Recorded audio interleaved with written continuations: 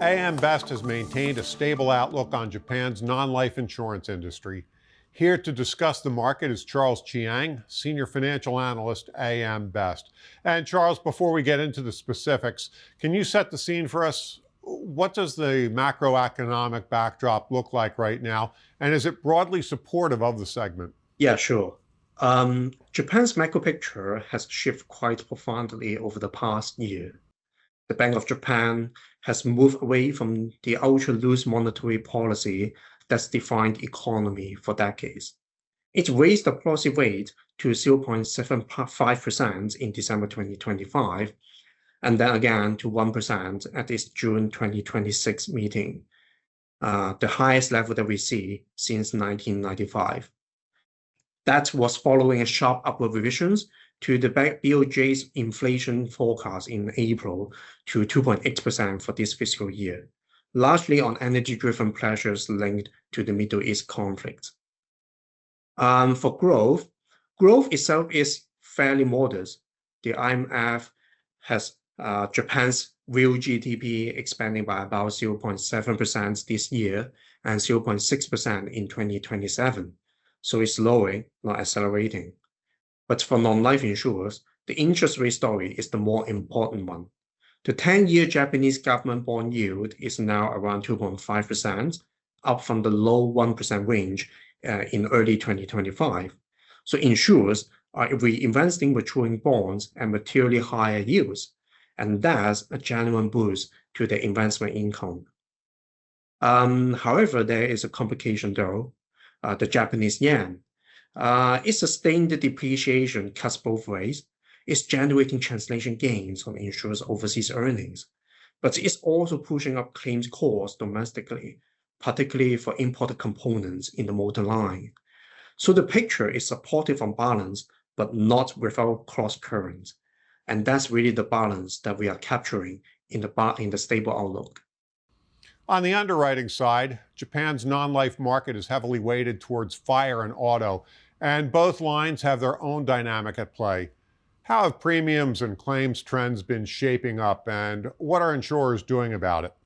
It's really a tale of two lines. Fire insurance has been going through a genuine structural transition.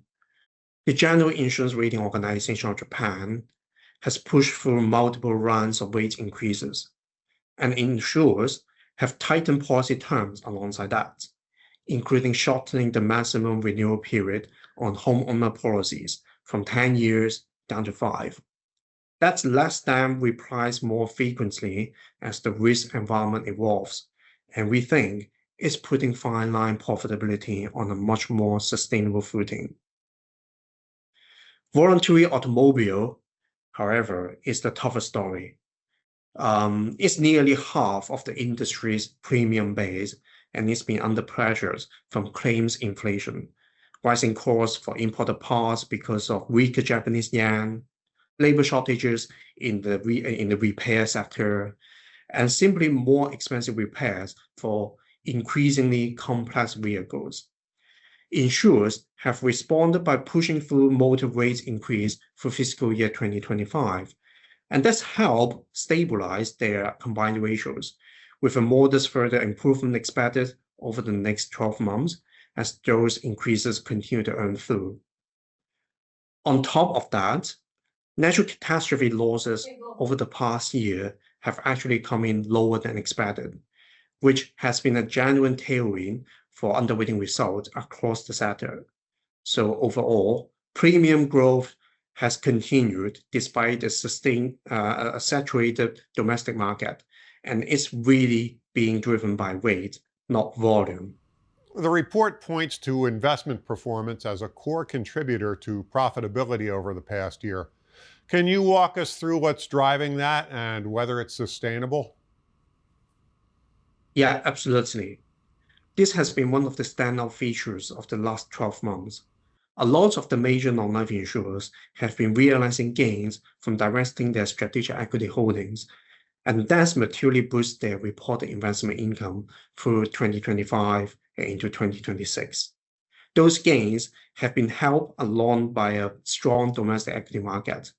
The Topix in Japan has been sitting near multi-decade highs, At the same time, higher Japanese government bond yields are lifting reinvestment returns, which is the same dynamic that we touched on earlier.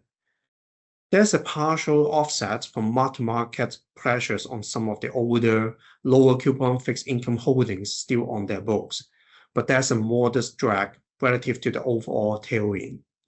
Looking ahead, we expect this to continue. Investors have committed to reducing their strategic equity holdings to near zero over the next 4 to 5 years. So there should be a continuing stream of realizing gain on top of the ongoing benefit from higher reinvestment yields as the central bank continues to normalize monetary policy. So yes, we do see this as sustainable, at least over our 12-month outlook horizon, and is a big part of why we are comfortable with the stable core. Last question, Charles. Could you briefly touch on the two final themes from the report? There's regulatory changes reshaping the domestic markets and catastrophic risks that's always in the background, and perhaps leave us with your overall read on the next 12 months. On the regulatory side, the big development in the market is JICS, the new Japan Insurance Capital Standard, which took effect for the fiscal year end of March 2026. It moves the solvency measurement onto an economic value basis for both assets and liabilities, which is a real paradigm shift from the old solvency margin ratio regime. And it brings Japan much closer to the global insurance capital standard. That should improve transparency and comparability, which matters for these insurers' credibility in cross-border business. Most of the majors have already been running their economic solvency ratio internally for years, and they are sitting comfortably above 200%, well ahead of the 100% minimum. And alongside that, the FSA has tightened the market conduct rules following some sales practice and claims handling issues in recent years. New supervisory guideline from August 2025 and implementing rules under the Amended Insurance Business Act took effect just last month. That means stronger compliance and internal audit requirements, and the clearer separations of agencies that combine insurance sales with things like auto repair. Compliance costs will rise in the short term, but we'd expect lower policy acquisition costs and better governance over the medium term. And it's also worth noting that the upcoming merger of MSAD two non-life units in 2027, which will reshape the competitive landscape on top of all this. On catastrophe risk, the real tail exposure here is earthquake, particularly the projected Nankai Trough events, which could exceed magnitude 8 sometime over the next 3 decades. Residential earthquake risk is largely absorbed by government-backed reinsurance scheme, but commercial and industrial exposures is retained by private insurers and global reinsurers. So a major event could still mean high reinsurance costs and some earnings volatility. That said, strong capital levels, low take-up of commercial earthquake cover, and extensive reinsurance protections are all meaningful mitigants. So stepping back, reinvestment yields are improving, fine line profitability is on a more sustainable footing, investment income is a genuine tailwind, and the regulatory transitions is proceeding in an orderly way. Claims inflation and catastrophe tail risks are the things to watch, but they are manageable within the current capital base. That's why we are comfortable maintaining the stable outlook for the next 12 months. That was AM Best Senior Financial Analyst Charles Chiang. You can find the full report online at ambest.com. For AM Best TV, I'm John Weber.